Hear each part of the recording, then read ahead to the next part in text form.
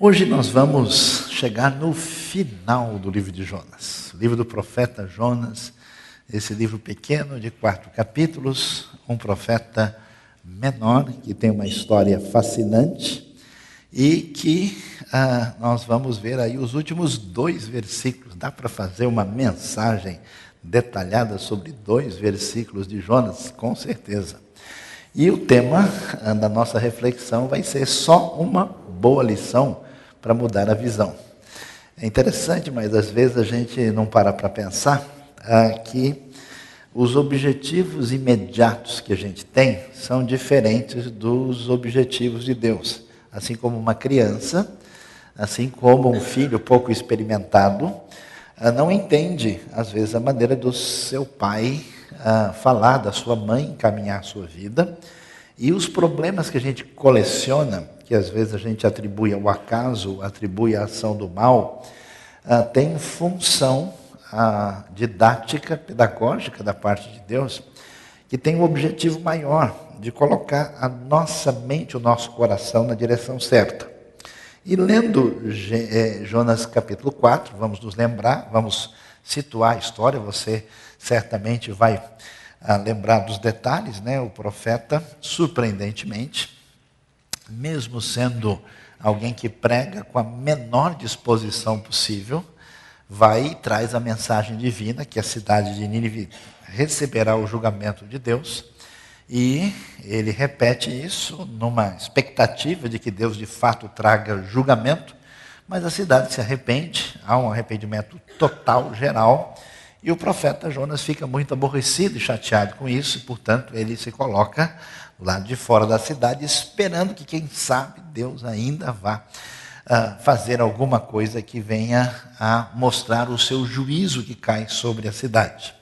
E quando nós lemos o versículo 10, a Bíblia diz o seguinte: mas o Senhor lhe diz, porque vamos nos lembrar o que foi que aconteceu, né? Deus, depois dessa atitude do profeta, Deus fala com ele, e ele fica profundamente revoltado. A revolta chega no limite em que ele pede a morte, depois da história que a gente viu da famosa planta, que alguns sugerem ser a boboreira, mamoneira. A planta continua dando problema até hoje, depois a lagarta que vai e come a planta, e o profeta fica indignado e revoltado, e Deus pergunta: você acha que vale a pena ficar nervoso assim? Você faz sentido toda a sua atitude de irritação? E ele diz que sim, e faz sentido até a morte.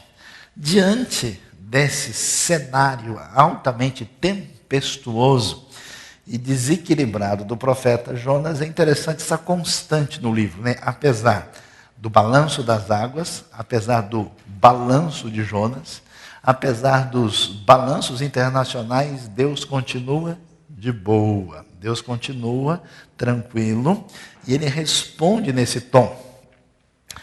O Senhor então diz o que para ele? Você tem pena dessa planta, embora não a tenha podado, nem a feito crescer? Ela nasceu numa noite, e numa noite morreu. É interessante a maneira como é que as coisas vão se apresentar dentro do desfecho do livro de Jonas, aqui no final do capítulo 4. Primeira coisa especialmente significativa, e que não está claro para tanta gente assim, que o Deus de Jonas é o Deus das palavras. Interessante que a gente fica esperando várias coisas da parte de Deus. Tem gente que está na expectativa em que Deus, vamos dizer, resolva permanentemente as suas dificuldades financeiras. Tem gente que espera que Deus venha a fazer alguma coisa milagrosa e extraordinária diante dele. Ele até imagina: poxa, se eu tivesse assim uma experiência sobrenatural maravilhosa, a minha fé ia ficar cada vez mais forte.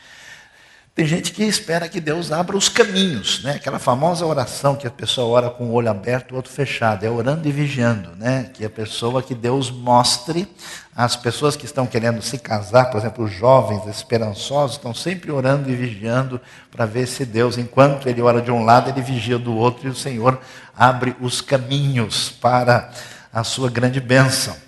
É interessante, mas em toda essa turbulência, em toda essa situação, o destaque do texto é Deus falando. Mesmo quando Deus faz as coisas, por exemplo, Deus ordena que o peixe vá lá e vá engolir Jonas, e Deus se relaciona com ele mediante a sua palavra. Ele dá a ordem, Jonas reage de maneira indevida, Deus vai prosseguir falando. Isso deve levantar uma questão para a gente. Quando a gente pensa em Deus, quando a gente pensa nessa realidade que envolve a nossa fé, qual é a medida real de interesse que nós temos nas palavras divinas?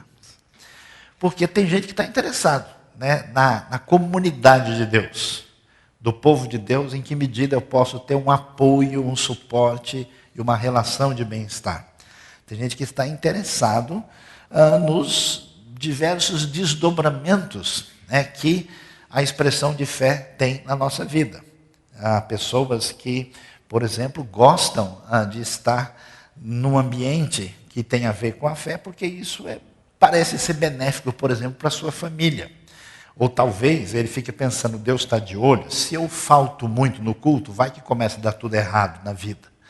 Vai que eu não sou muito abençoado, vai que eu esqueço de contribuir uns 2, 3 meses seguidos, e aí eu entro numa crise brava, então deixa eu tentar, né, marcar os meus pontos aqui, eu vou levando devagar, mas o foco é que a maneira como Deus deseja de fato conduzir a nossa vida e abençoar a gente de verdade é mediante as palavras que Ele tem. Então, a primeira coisa que a gente deve pensar hoje, em que medida no último mês, no último trimestre, no último ano ou nos últimos anos, a sua relação com a palavra de Deus, com as palavras divinas, tem sido de fato algo que você tem dado atenção suficiente.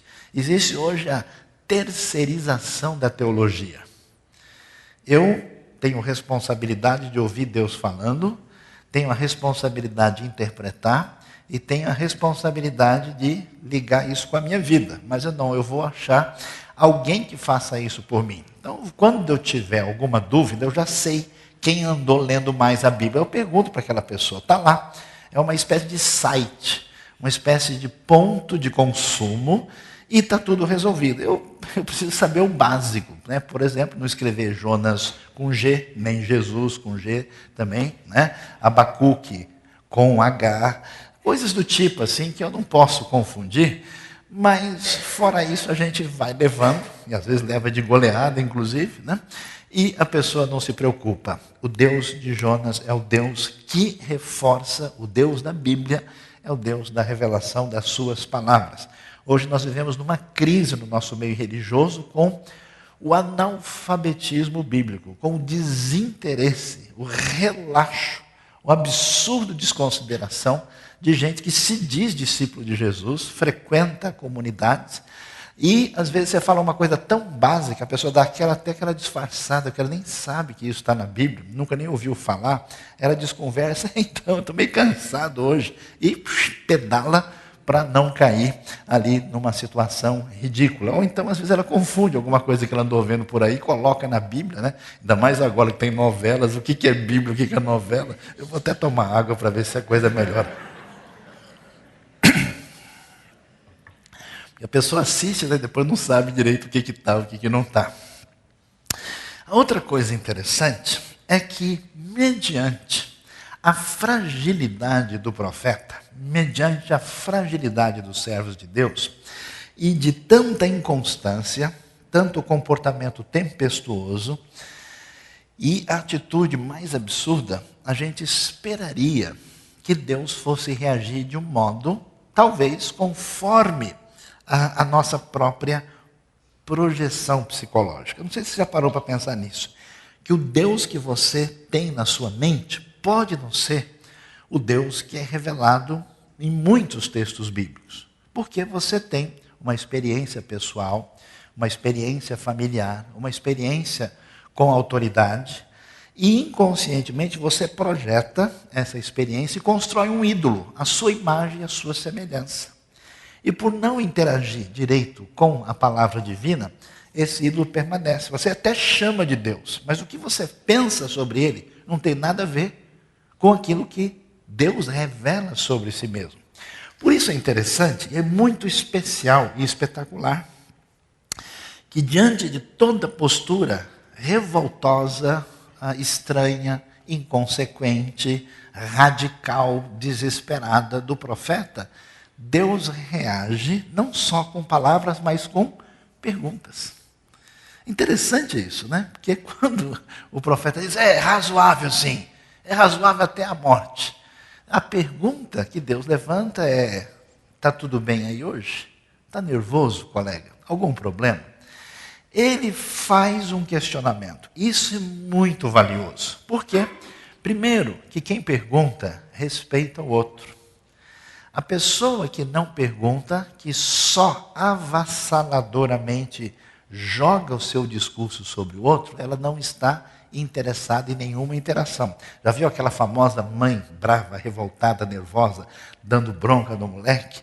E ela está ali, né, perdendo o controle, e de repente ela chega e fala, e por que é que você fez isso? Aí ele começa a explicar, fica quieto. Aí ele, puxa vida, mas eu estava explicando, né? Isso acontece às vezes com mães, com pais, e que perde a paciência. É muito interessante a gente ver como Deus levanta perguntas. As perguntas mostram a relação respeitosa. As perguntas mostram uma oportunidade legítima da gente se posicionar e de sair desse nível da penumbra, desse nível equivocado do esconderijo particular e jogar o jogo da verdade e apresentar o que, de fato, a gente tem no coração. É muito interessante que o adorador de Deus na Bíblia, muitas vezes, particularmente nos Salmos, é uma pessoa cheia de perguntas. Eu acho muito engraçado, porque às vezes uma pessoa tem uma dúvida na Bíblia e fica morrendo de medo de perguntar. E ele vem assim, né, pelas beiradas, assim, meio que escorregando. Ontem à noite mesmo eu falava com um jovem, falou assim, o senhor não me leva mal, mas veja bem, não é que eu não acredite. E deu lá um monte de ficha assim, para proteger-se a si mesmo. E ele diz, mas eu tenho uma dúvida, como é que é isso? E fez a pergunta assim, como se ele estivesse cometendo o maior sacrilégio do mundo. Talvez o sacrilégio maior seja o silêncio.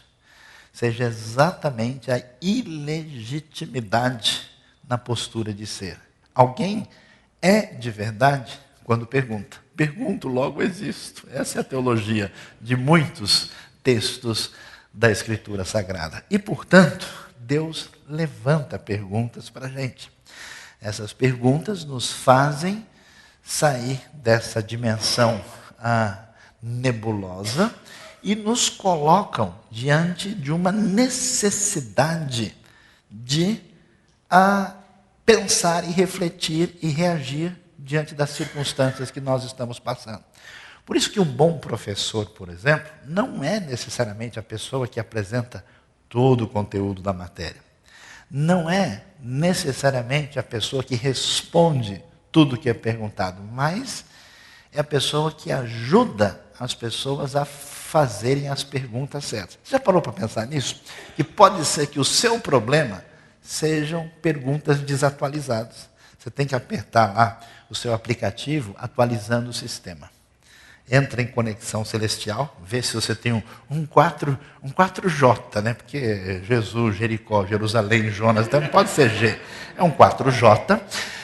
Liga direto lá em cima, atualiza o sistema, se muda as suas perguntas inúteis pelas perguntas certas. Perguntas pertinentes, perguntas relativas à vida, perguntas relativas a Deus. Interessante que numa hora dessas, numa hora de clímax, de dificuldade, Deus se revela a Jonas fazendo perguntas, e Deus tem uma série de perguntas para você, que em vez de você se distanciar, quem sabe é bom você começar a pensar, refletir sobre elas e viver a sua vida com autenticidade. E é interessante a pergunta, porque nos caminhos nebulosos da vida a gente perde a visão. A gente perde a perspectiva de coerência, de tato e de bom senso. E ao fazer isso, a nossa vida de fato fica confusa. Por isso que o processo normal que alguém tem, naquele caminho da autodefesa, é ter uma vida, um comportamento, e nesse processo de defesa própria, a gente vai adquirindo uma série de incoerências. E quando alguém se aproxima e levanta o questionamento, a gente reage nervoso, o sujeito chuta para o lado que está virado. Do jeito que a bola vem, ele devolve. Ele fica indignado. Um grande poder terapêutico da palavra de Deus, da relação com Deus, é a cura para esse processo que acontece pelas santas perguntas do Senhor, que podem nos livrar de grandes problemas na vida. Eu acho interessante. Vamos olhar de novo? Olha lá. Olha só. Deus pergunta para ele, inicialmente, e no seu discurso continuado, Deus faz observações que chamam Jonas, o profeta, ao bom senso. Porque assim, por que tem tanto apego por essa planta?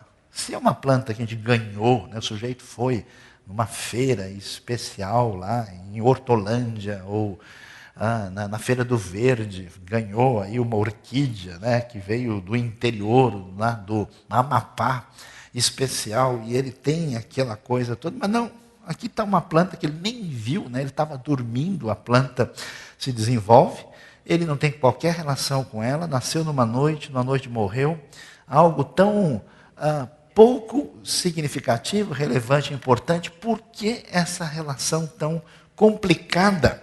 Aí, esse caminho de chamado ao bom senso vai colocar em xeque, de fato, os reais motivos por trás das nossas ações. Isso é o que Deus quer que a gente pense na nossa realidade de hoje. Por quê? Porque nós fazemos certas coisas e essas coisas parecem aparentemente rotineiras ou aparentemente decisões nossas ou que fazem parte do nosso bom senso, mas o nosso processo complicado, né? Várias vezes a Bíblia fala, não se deixem enganar, porque o problema é que você está tentando dar um chapéu em si mesmo o tempo todo. E se você não ficar esperto, você se engana, né? E nesse processo de conversa consigo mesmo, quem nos salva é a palavra de Deus, que nos permite trazer luz interna para observar quais são os nossos reais motivos. Quando a gente, por exemplo, reage muito fortemente, quando alguém nos acusa de alguma coisa errada, quando a gente fica muito revoltado, quando um problema, um defeito nosso vem à tona em qualquer ambiente, a gente não consegue, já ficou ruminando isso de noite, você nem dorme direito, de aborrecimento, bobagem, você é muito pior do que você imagina, você nem sabe dos seus problemas reais. A pessoa está chateada porque está com gripe, ele está com tuberculose cancerígena e não está nem sabendo. Então os nossos reais motivos são escondidos, mas quando Deus fala, quando Deus pergunta, quando a gente interage, é a chance de colocar em xeque por que é que nós fazemos as coisas. Você já reparou, por exemplo, tem gente que só chega atrasada, mas tem coisa que a pessoa não chega atrasada de jeito nenhum. Tem gente que não tem dinheiro para nada, mas de repente, para certas coisas, o dinheiro aparece. Estava vendo aí que há certas coisas muito supérfluas, que são consideradas secundárias, no nosso momento de crise no país, estão em alta. Estão inabaladas. O que acontece? O que realmente tem valor para a gente? O que é prioridade? Jonas, o profeta, aparece aqui como alguém supostamente fazendo parte do IBAMA da época.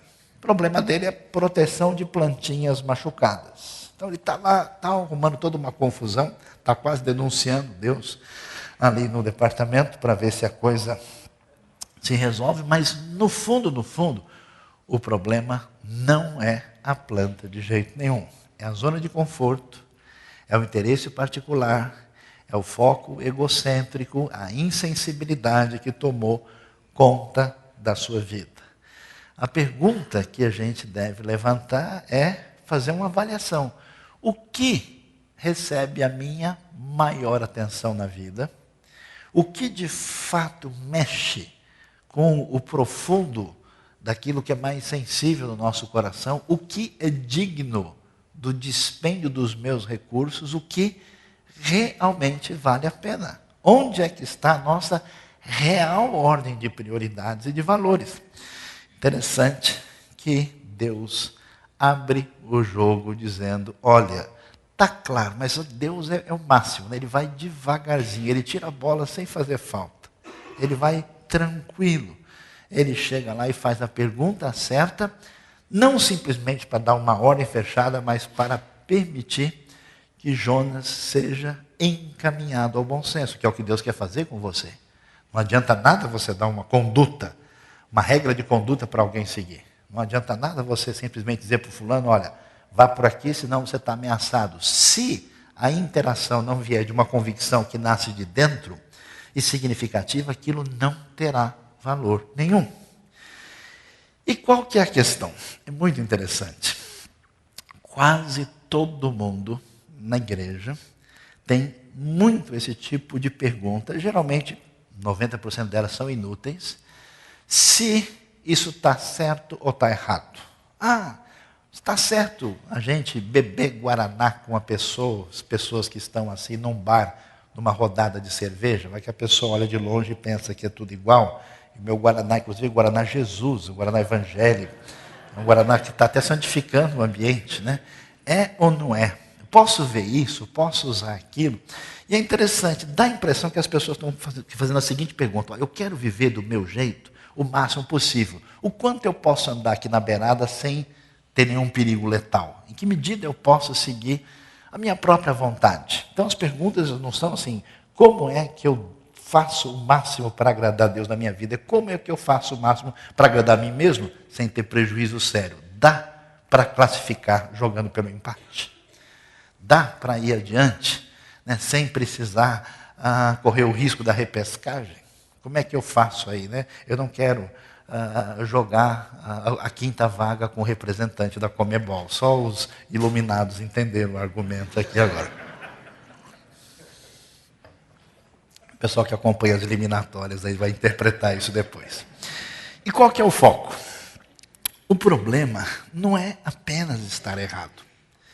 É isso que a gente tem que entender. O foco da Escritura é o foco da gente perceber, de fato, o que vale a pena na vida.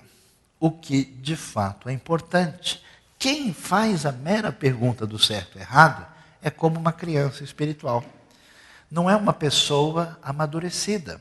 Se essa pessoa entende quem Deus é, entende a ação de Deus, recebe a ação de Deus na sua vida, e isso mexe com a sua mente, com o seu coração, a sua vida vai ser reorganizada. É como uma criança que brigava por causa de uma bolinha, que puxava o cabelo do outro porque mexeu no Lego dele. A gente espera, nem sempre é possível, que depois de uns anos, né, quando a pessoa já é uma criança de 25, criança de 32, criança de 47, que a criança não puxe mais o cabelo do outro e não vá quebrar o brinquedo do amiguinho. Mas às vezes quando você vê um pessoal no trânsito, você vê que essas crianças não cresceram ainda.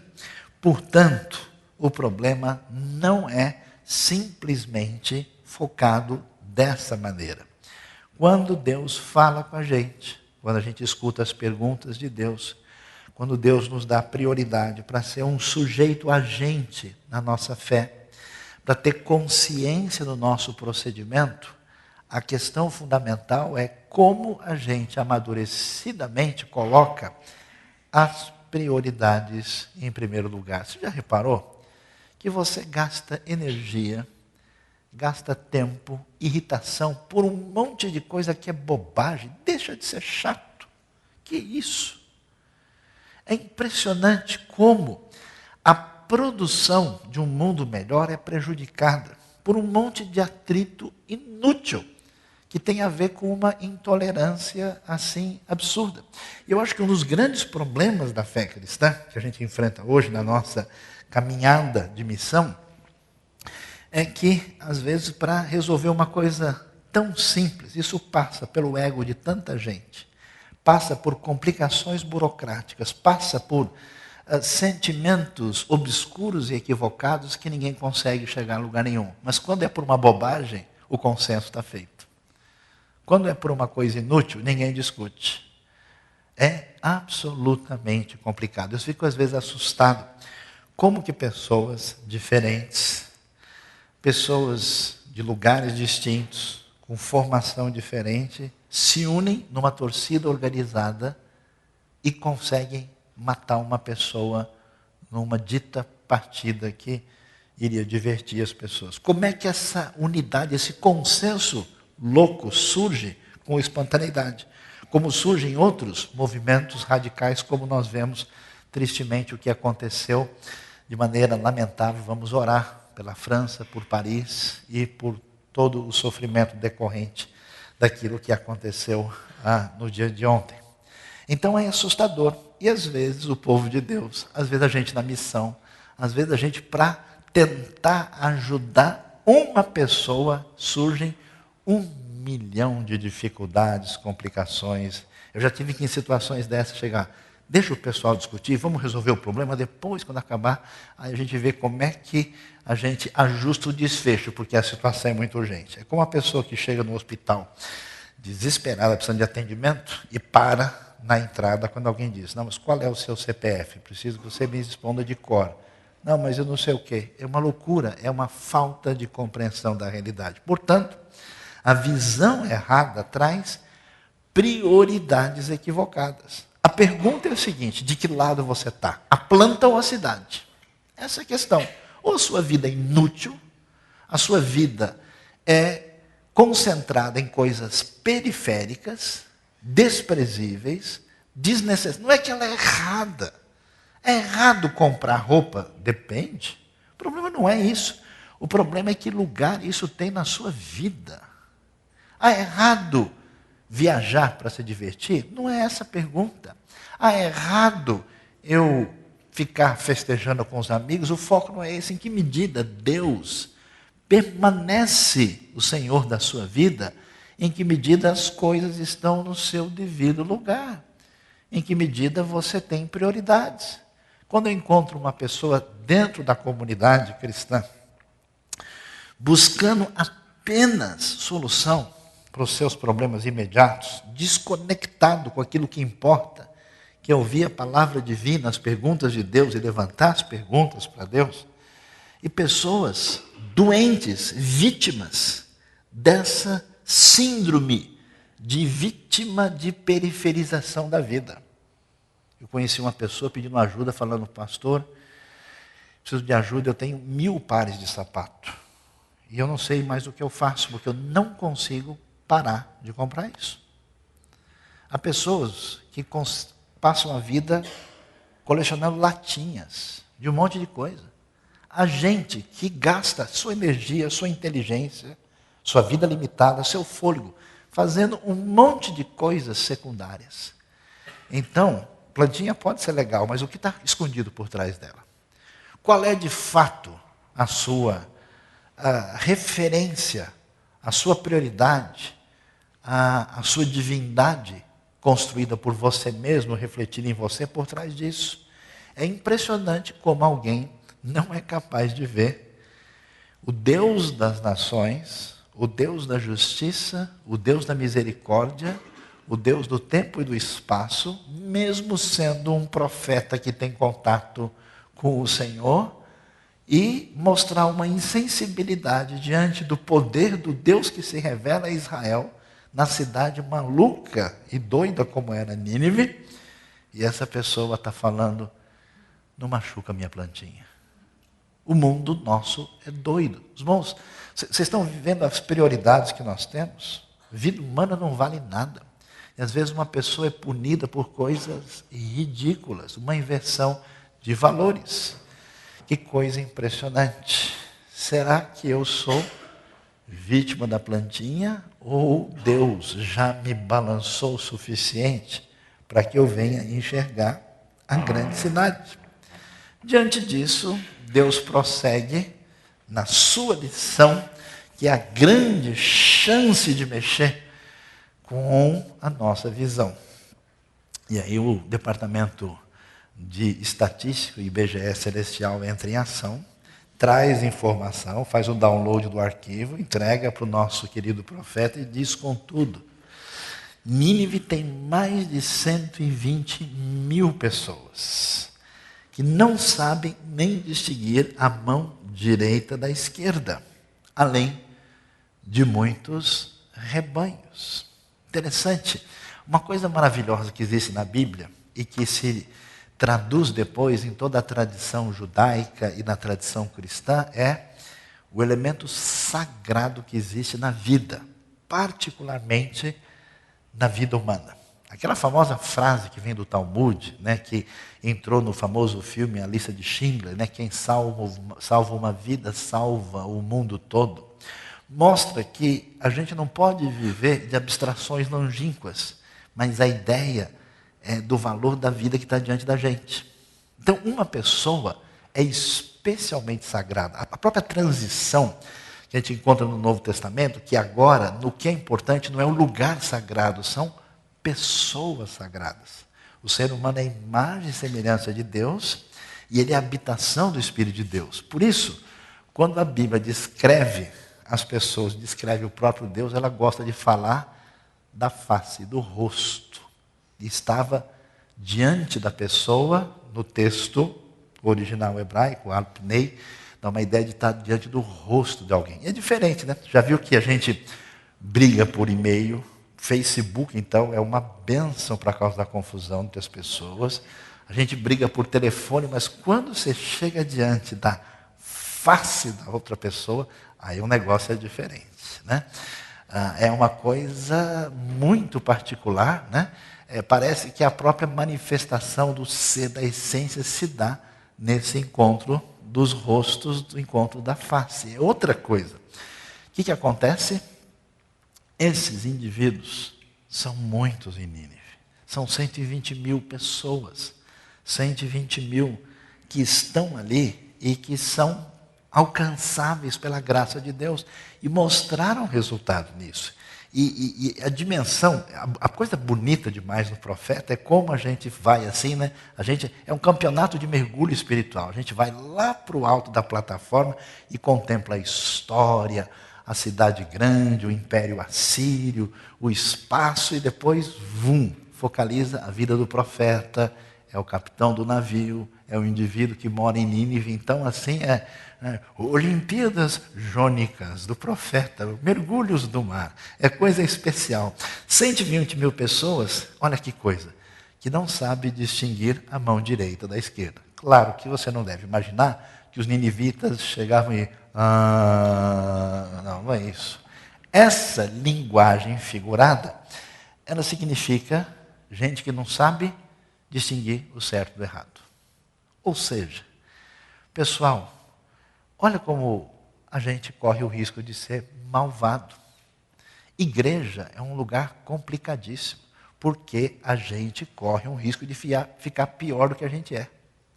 Os ambientes religiosos, eles são uma armadilha, porque a gente vai se associando com Deus e consegue botar Deus dentro da nossa maldade e torná-lo cúmplice dos nossos maus pensamentos. Por isso que ler a Bíblia faz bem. Ajuda você a se livrar disso.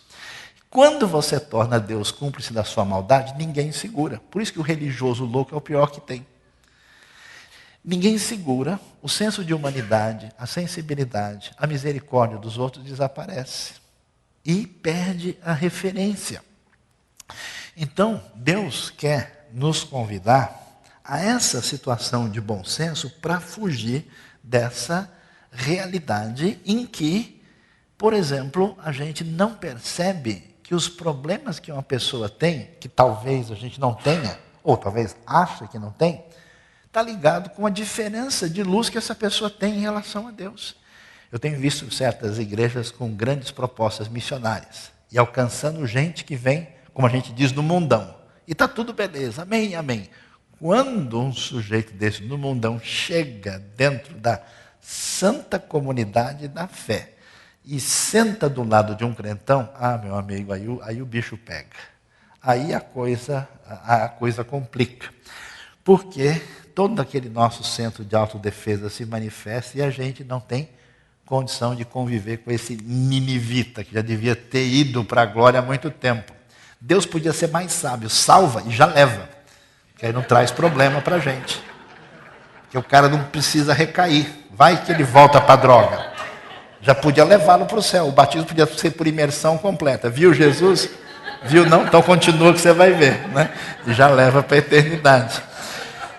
Meus queridos, é impressionante, mas é isso. Pessoal, o profeta, você acha que esses assírios malucos, eles vão virar profeta do Senhor, como se profeta do Senhor fosse grande coisa, pelo jeito não é? Então, é isso. Meus queridos, vejam só. Há uma doença na nossa cabeça diante da fragilidade das pessoas. Quando as pessoas manifestam sua fragilidade, é hora da gente chamar o hospital. E não de chamar a polícia tantas vezes. De tentar reconduzir essa pessoa à única coisa que pode fazer diferença, que é a bendita graça divina que perdoa, cura e repara. Não tem outro caminho. É claro, isso não quer dizer que você vai dizer para a pessoa que tudo que ela faz está certo. Se nem o profeta de Deus não acerta, muito mais essas pessoas. Por isso, Deus mostra o detalhe. Enquanto você, profeta do Senhor, em nome do nosso departamento do IBAMA da época, está preocupado com a plantinha, Deus olha cada ninivita, sabe a limitação que eles têm de entender uma série de coisas. Pessoal, eles não têm a Torá, eles não têm a lei, eles não têm referência. Além dos próprios rebanhos, mostrando essa ação mais ampla ainda de Deus. E aí vem a pergunta, não deveria eu ter pena dessa grande cidade? E eu acho um espetáculo, porque todo mundo tem o seu limite, né? A pessoa pisa na bola com você, apronta, e você sempre, né, agindo de maneira cortês. Amém, irmãos? Quando passa de um limite, aí você perde toda aquela compostura, toda a etiqueta vai embora e você parte para assim, agora chega, né? Já passou da hora, do ponto. Pela caminhada do profeta, Deus deveria dizer o seguinte: olha, profeta Jonas, sabe aquilo que eu ia jogar em Nínive? Sabe? Lembra? Pois é, então, meu amigo, se prepare, cansei. Vai ser chato assim lá nos cafundó da Síria. Como é que você me faz uma coisa dessa? Você não para, você não é maluco, você é louco, você não viu o que aconteceu? Deus ainda chega e diz: então, tudo bem aí? O que você acha? Você não morreu de amores pela plantinha? Que tal eu ter dó da grande cidade? Você viu o cenário?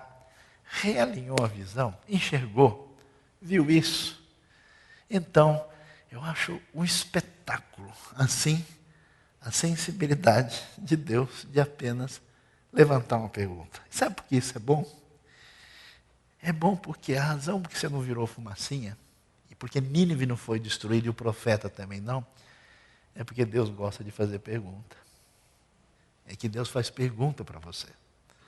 Às vezes você não escuta direito, Ele repete, Ele traz de novo. E a gente vai ver como, nesse mundo caótico de Nínive, de maldade, de mudança, de transformação, nós vamos ver como é que Deus se apresenta como esse Deus da história, onde, em vez de ter atenção naquilo que é irrelevante, secundário, para o interesse particular, Deus traz o caminho da sua palavra na direção daquilo que realmente é importante, daquilo que tem relevância. O foco está no seu poder. Impressionante o poder que Deus tem de salvar.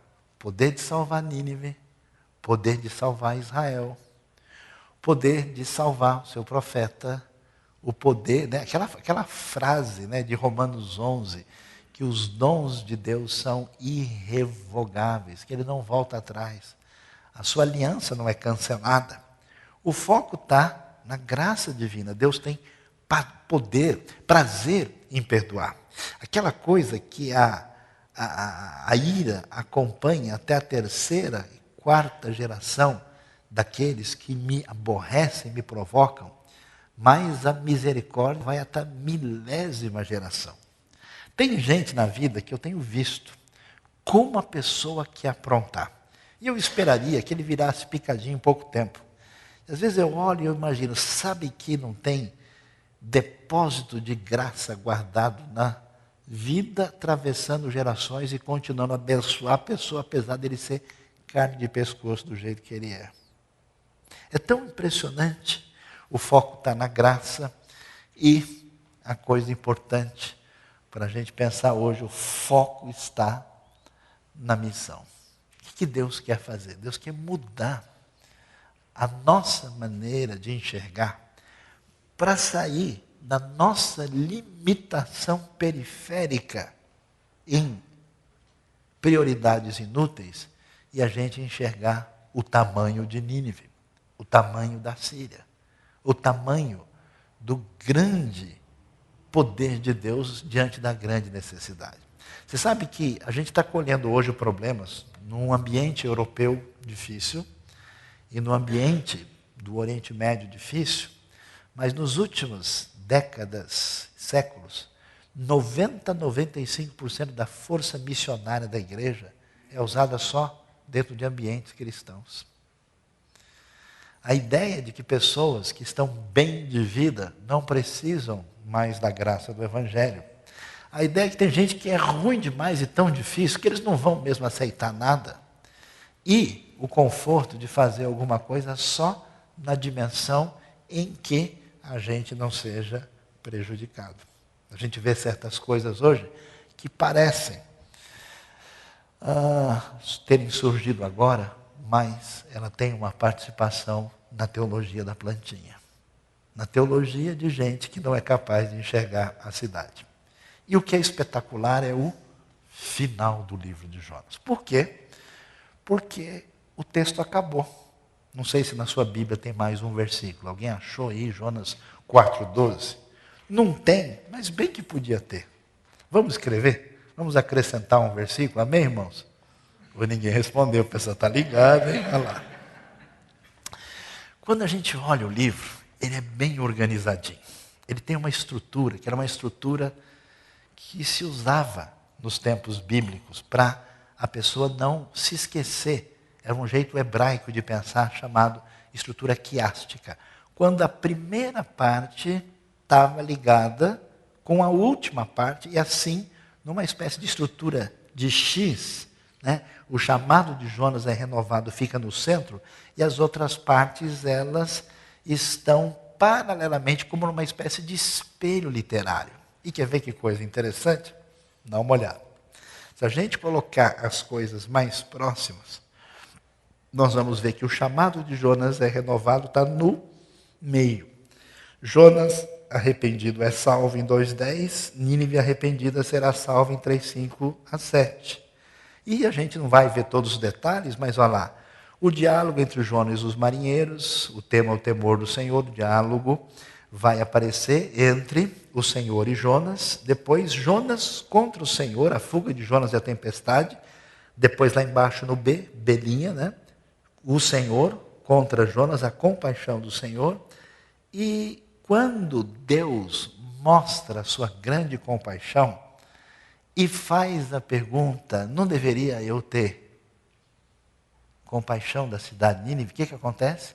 Não tem resposta. Fica o vazio. O filme não tem the end. Fica faltando um pedaço. Santo silêncio da palavra. Esse pedaço que está faltando é literariamente paralelo aos 2 primeiros versículos. Vaierid, var Yehová, Eliona, ben Amitai, Lemor, e veio a palavra do Senhor a Jonas, filho de Amitai, dizendo, vai à grande cidade de Nínive e proclame contra ela.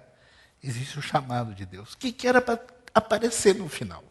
Era para aparecer, ouvindo isso, Jonas, arrependido, disse, desculpa, Senhor, eu vou voltar. Vou pregar mais uma vez em Nínive. Qual é a próxima cidade? Mas não tem resposta. Fica 3 pontinhos. Porque Jonas não é Jonas apenas. Jonas é o coração duro do povo de Deus. É o coração que se manifestou entre os israelitas na época. Era o coração que se manifestou na igreja de Cristo tantas vezes. É o coração da gente em tantas ocasiões. A resposta de Jonas e de Israel é esperada. Por isso é que Deus joga a gente na barriga do peixe. Por isso que uma tempestadezinha dá uma chegada na sua casa. Só uma boa lição para mudar a visão. Deus espera a resposta do coração para cumprir a sua missão. Se você está em aliança, em sintonia com Deus, eu tenho certeza, em algum momento da sua vida, Deus mexeu em você de modo especial.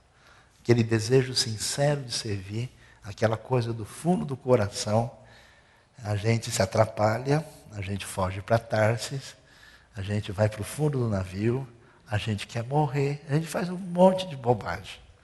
O legal, e por isso que Deus é demais, porque Ele cura o Jonas, Ele ensina a lição, Ele salva Nínive, porque Ele é o Deus dos céus, que é Senhor do mar e da terra, e que quer redirecionar a sua vida. Então, o final de Jonas é: eu estou esperando a sua resposta. Desde o dia que eu mexi com você, e que era para você ser um canal de bênção, para fazer a coisa mais impressionante possível. E talvez você não entendeu.